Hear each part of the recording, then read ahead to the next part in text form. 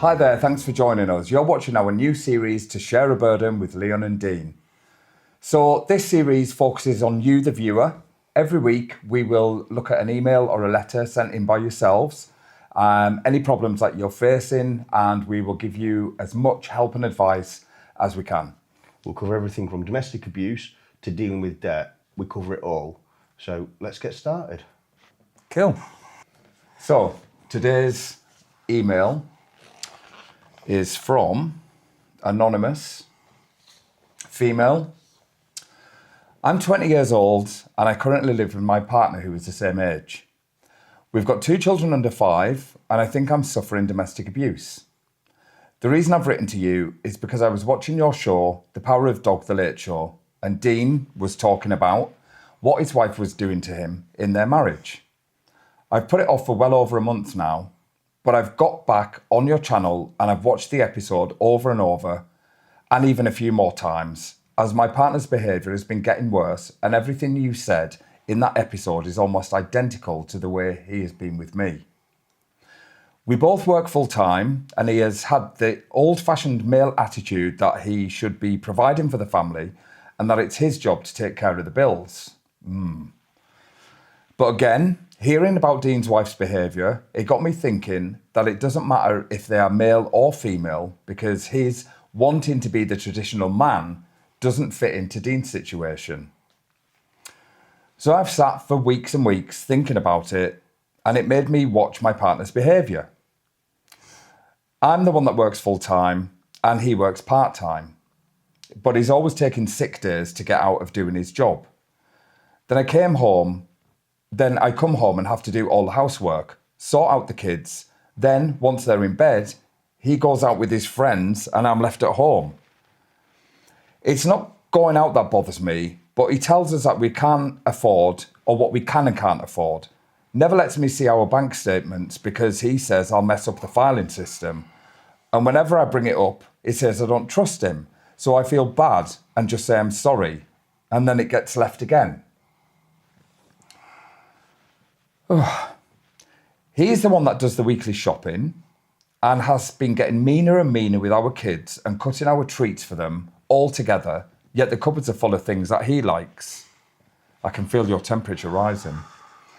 It was my best friend's birthday last week and I couldn't even buy her a card because he said we didn't have enough money to pay the rent, so I had to make her one. He keeps commenting on my weight and also saying I'm lazy when I don't do everything in the house while he sits watching me. If my phone rings, he stands over me or makes sure he's near me to hear what I'm saying. If any of my family rings, he will say to tell them to call later when the kids are in bed because I'm always on my phone, which I'm doing less and less. So I find myself not answering the phone, and bit by bit, I'm becoming more and more distant from my parents, who I have a great relationship with. But because of the way he is, I've even questioned myself if they are controlling and calling too much, and that my mum is always asking him if I'm okay, and that I don't seem to be acting myself. So when I come off the phone, he says she is clearly trying to come between us and that he can tell that she doesn't like him and her attitude towards him stinks. If I question it, he gets really mad, starts shouting at me, and then recently he's crying after screaming at me saying he thinks I'm planning to leave him. I want to leave with the children because it's affecting them, and now my oldest one has started wetting the bed every night. How can I leave? I've got no money, no way of getting any money because he has our bank cards and access to all of our cash. Please help me. Wow. Where do we start with that one? So the first thing is, don't think you're being domestically abused. You are being domestically abused. Absolutely. There's no question about it. You're in a coercive, controlling relationship, and I know how that feels. So the first thing you need to do is know you are not alone and you are being domestically abused.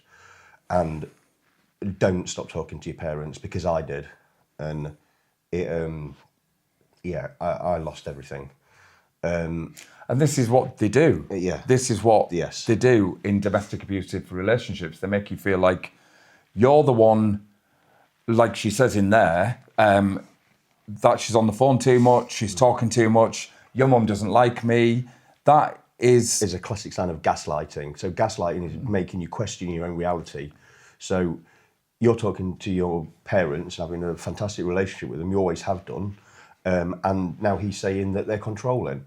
And it's actually him that's controlling. And you're questioning whether they are being controlling. The answer is no, because... And this is the thing with gaslighting. The perpetrator makes you feel like you're making it up or you're imagining it. Yeah. And it's actually them that's putting the seed in your head in the first place. Precisely. To make you feel like that. And that's the definition of gaslighting. We've all seen it on all kinds of videos. Can I just say, actually, it's a buzzword, isn't it? Yeah. You're gaslighting me, and a lot of people don't even know what that means. They're using it as an insult to somebody. Yeah. And like you've just said, that is the definition of gaslighting. So you're questioning your relationship with your parents, even though you've had that relationship with your parents, and he's saying something different because you clearly love him and you're with him, and he's saying it's wrong. It's not wrong for you. At all, it's not wrong. It's not wrong for anybody. If you have a good relationship with your parents or any family members or even a best friend, what the person does who's victimising the person, they'll make you think that your best friend's interfering or your family's interfering, and they're basically pulling you further and further away from your family or your friends. Isolating you. Isolating, yeah. Yeah, so how can we help this? Because I understand having no money and not being able to see a way out. And can I just say, from my point of view, domestic abuse, this is a classic example of domestic abuse doesn't define between sexes. Absolutely not. Like what we've just read there about your issue is that could be a male or a female. And thank you so much for trusting us. Yes. Two men to be able to send us an email asking for advice and help to two men when you're a female being domestically abused by a man. That's like a massive barrier breaker. That doesn't happen. No, it doesn't. At all. And to anybody watching, don't ever think that domestic abuse has to be violent at all. No. Violence is the last straw. But a lot of people never suffer the physical violence, so they think they're not being domestically abused. Yeah. And a lot of abusers now know that a classic sign is that you're being hit or you're being physically attacked. So they don't use that technique anymore. They don't use that method. They psychologically use attack this you. method of just psychological abuse, and that's what it is. It's still abuse. And don't think for 1 minute that if you're being psychologically abused, you're not going to be able to get help, because that is still a form of domestic abuse. It's abusing a person, it's name calling, it's putting them down, making them feel worthless, cutting them off from their family, cutting them off from friends.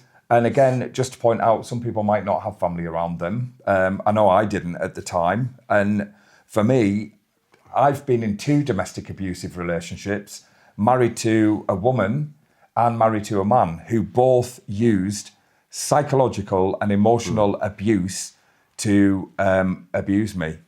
And that in itself can tell you that the patterns are exactly the same. When it happened the second time, when I was in a relationship with a man, that's how I knew the pattern. Yeah. Because I'd had it before, but I questioned myself and thought to myself, well, that was a wife, this is a man. And it confuses you, but at the same time, it just goes to show you that it's irrelevant of the sex. It's irrelevant whether they're male or female. The abuser still uses the same techniques, don't they? Absolutely. So the first thing I would say, because he's in control of your finances. So I'll just start by saying it's illegal for him to access your bank account. And what if it's a joint bank account? If it's a joint bank account, then that's not illegal. No, it's not illegal. What he's doing, from what I can gather from the email, is doing exactly what your ex-wife did. Yeah. They have the control of the bank account. They don't stop you from having access to it, but they make it so hard to get access. You wouldn't have been able to just pick up a bank statement. And like she says, he's got his own filing system. He's not, you can't go in there, you'll mess my filing system up. Yeah. That is just, I can see, like, it just, So that there are a few things that you can do with that. So with the bank, you can actually go into the bank, because when because my wife actually made me get out a loan. She forced me basically, and because we had no money. And when I You thought you had no money. well, I thought, Yeah. sorry. And when I started explaining the situation to the bank, they basically said that she should not have my bank card at all.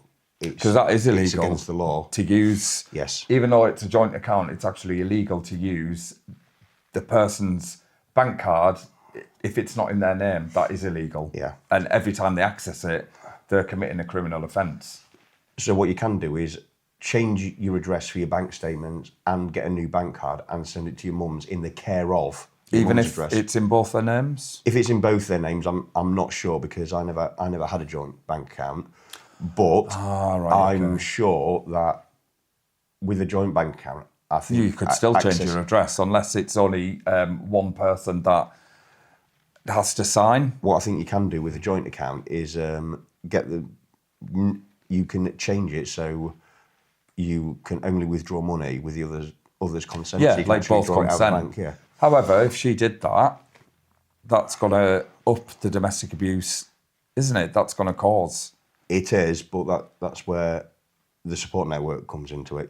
Because I didn't have it. I had to do it on my own, and I mean, you've done it before. You just literally made a leap of faith, and just leave. I think for you, you haven't put your name, so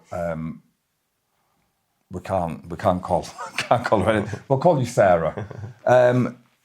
With you, Sarah, the thing is, as you pointed out, you've got a great relationship with your parents, and I would urge you to reach out to them. To be honest, if you've got such a loving, close relationship with them, that is somebody that you can trust. Absolutely. That you can go to, and to be honest with you, I think your parents would be relieved that you're reaching out to them and there's an explanation as to why. Yeah. To why you're kind of changed. cutting back from them, or why you've changed. And your mum's clearly worried about you because she said you're acting differently. And that's another thing as well. Don't ever let him tell you that you're talking to your mum too much. It happened to me, and I lost a really good relationship with my sister. Yeah. For years. People do with their friends, like especially I find females, especially because they have this bond, this sisterhood. They lose contact with the friends, and you hear a lot of my girlfriends saying, "Oh, when they meet somebody else, we never see them; they just go off." Sometimes you need to question: have they just gone off, or are they being silenced? Are they being taken away from that network? Because it's easy to manipulate and control somebody when there's not other people around, like an outside, of course, influence. Yeah. Also, I think you need to reach out to domestic abuse helplines. Yeah. We'll put the numbers on the end of the show. Yeah. So when at the end of the show, is it after the credits or before? Before the credits. Before the credits. So just make sure when we've said our goodbyes, after that we'll come on all of the helplines. We've got lots and lots of different helplines. If you're in Gloucestershire, Hope House are amazing for domestic abuse, especially physical abuse, sexual abuse from partners. They've got a fantastic network there. It's brilliant, absolutely brilliant. But we've done the research and we've found the best. I would say the best top 5 that is a go-to. Yes. For males and females, we'll put on there. There's a company, a charity called Mankind, who deal with just males, because I do find a lot of the domestic abuse helplines are specifically tailored for women. Yes, they are. So I will say, if you're a man and you're suffering domestic abuse, Mankind deals specifically with men. If you feel that would be a more suitable road for you to go down. But there is another good one. They're called the Bearded Fishermen, and they're based where I'm from in Gainsborough. And don't let the name fool you. They do deal with male and female. Yeah. It was started by two men who were in abusive relationships. But they deal with everybody, and they cover absolutely everything from domestic abuse to debt to absolutely everything for everybody and all ages. They are fantastic. And they really don't get enough credit for it, actually. No, and there's very little known about them. You only came across them because you were looking for local charities in your in your hometown, weren't you? But they cover the whole of the UK. They have a, excuse me. I had hiccups before we started filming this show all day, and actually I haven't had them. Now I've said that, I'll probably start hiccuping. And I've just got a bit of a cold going on. But they're fantastic. Really small group of people. That they have a helpline, and they literally help everybody. Anybody that gets in touch, they're fantastic. They really are. So we've got it's the 7 signs of domestic abuse that we're going to show up as slides now.